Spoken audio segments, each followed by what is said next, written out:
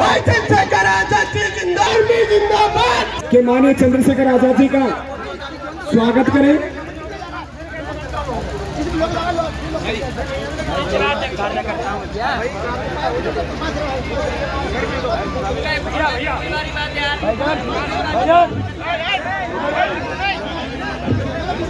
बहुजन समाज में जन्मे सभी संतों गुरुओं महापुरुषों को नमन करते हुए, समय भी कम है, काम भी ज्यादा है, मैं थोड़ी देर में अपनी बात आपसे रखूंगा और मेरा विश्वास है जो लोग हैं वो मेरी बात को ध्यान से सुनेंगे और उसके बाद उस पर अमल करेंगे। उत्तर प्रदेश में चुनाव है। भीम आर्मी के माध्यम से हमने 6 साल से लगातार काम किया है।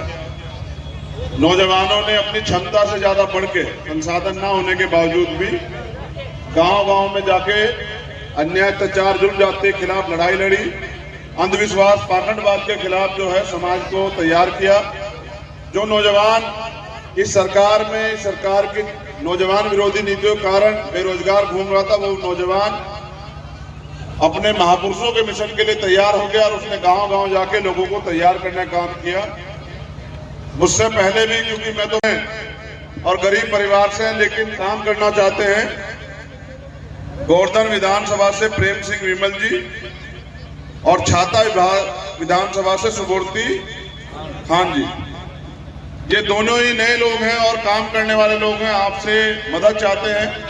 मगर उससे पहले मैं आपसे ये कहना चाहता हूं कि जब मैं यहां आया मैंने ये महसूस किया कि हमारे नौजवान साथी हमसे प्यार तो बहुत करते हैं, एक एक झलक पाने के लिए, फोटो खींचने के लिए वो सारी चीजें करने के लिए तैयार है।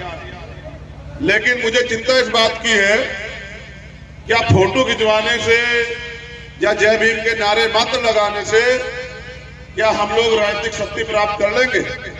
पाते क्योंकि काम ज्यादा है, समय कम है, तो हम अपने प्रत्याशियों के पक्ष में, जो हमारी भीम आर्मी आजाद समाज पार्टी के संगठन के लोग हैं, जो आम जनता उनसे अपील करने आए कि वो आजाद समाज पार्टी के लोगों को मौका दें, क्योंकि 71 साल के लोकतंत्र में अगर आज भी बुनियादी सुविधाओं से बहुजन समाज के लोग वंचित हैं, उसके लिए ये जो सरकारें जिनकी बनी है, जिन पार्टियों की, वो सब लोग जिम्मेदार हैं। अगर उन्होंने अच्छा काम किया होता तो आज रोटी कपड़ा मकान की लड़ाई से ऊपर उठ के शिक्षा, चिकित्सा, रोजगार पे बात हो रही होती, भ्रष्टाचार, महंगाई खिलाफ बात हो रही होती। लेकिन अभी भी लड़ाई बहुत पीछे है, तो इसको आगे बढ़ाने के लिए आजाद समाज पार्टी के प्रत्याशियों को जिताना जरूरी है।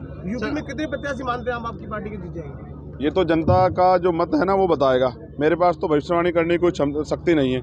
मैं तो नास्तिक आदमी हूँ, अम्बेडकरवादी व्यक्ति हूँ। मैं तो अपनी बात को तर्क के रूप से, वैज्ञानिक रूप से रखता हूँ। तो हम मेहनत करेंगे, जो जनता समर्थन देगी वो आपके सामने। अखिलेश जी से चर्चा चल रही थी गठबंधन को लेकर, उसके बाद गठबंधन नहीं हुआ, क्या कहेंगे? अब वो गठबंधन अब जनता से हो गया है, तो इसलिए जनता से गठबंधन करके हम अपनी लड़ाई को आगे बढ़ा रहे हैं, क्योंकि वोट तो जनता को देना है। ना तो अखिलेश जी हमारे लोगों को विधायक बना सकते, हमें तो अपनी मेहनत से बनना है। और हमें ये भी पता लग गया कि स्थापित लोग नए लोगों को अवसर नहीं देना चाहते, क्योंकि उनको लगता है नए लोग आएंगे तो कुछ और नया काम होगा और उनकी जो आपसी सहयोग की राजनीति वो बंद हो जाएगी। सपा, कांग्रेस और बसपा की लड़ाई में आप अपने आप को कहाँ पाते हैं? मेरी उनसे कोई लड़ाई नहीं, लड़ाई तो भाजपा से है यहाँ। वो तो बेचारे सरकार में भी नहीं है, विपक्ष में भी नहीं है, वो 5 साल सड़कों पे भी नहीं थे, वो 5 साल लड़े भी नहीं। यहाँ हाथरस का सबसे बड़ा मामला हुआ था, आप देखो सपा के कितने बड़े राष्ट्रीय स्तर के नेता वहाँ आए थे और बसपा कितने राष्ट्रीय स्तर के नेता वहाँ आए थे। ये लड़ाई तो हमें ही लड़नी है, चुनाव के बाद भी हमें लड़नी है, चुनाव से पहले भी हमने लड़ी 5 साल और आगे भी हमें लड़ेंगे, क्योंकि उन लोगों को सिर्फ चुनाव लड़ना है। मतदाताओं से क्या अपील करेंगे? कुछ मतदाता जो है मायावती जी के साथ देखते हैं, दलित मतदाता, कुछ आपकी तरफ? देखो, मैं आप बहुत अच्छी अपील करूँगा आपके उससे। देखो हुआ क्या है ना, एक पेड़ हमारा जो हमारे लोगों ने अपने खून पसीने से सींचा वो सूख गया है, लेकिन क्योंकि वो पेड़ हमारा है तो कुछ हमारे लोग अभी भी उस पेड़ को पकड़े हुए खड़े हुए हैं, और उस पेड़ को पकड़ के खड़े रहने की वजह से वो, क्योंकि दिल से उससे प्यार करते हैं, तो उनके मन में उसके प्रति विश्वास तो है कि ये पेड़ हमारा है। लेकिन वो पेड़ अब ना तो फल दे रहा है ना ही छांव दे रहा है। तो ये नीति भी ये कहती है, प्रकृति की ये है कि परिवर्तन प्रकृति का नियम। तो जैसे ही आपका एक पेड़ कमज़ोर हो जाए, सूख जाए, तो आपको दूसरा पेड़ तैयार कर लेना चाहिए। इसलिए आज़ाद समाज पार्टी अब मैदान में है।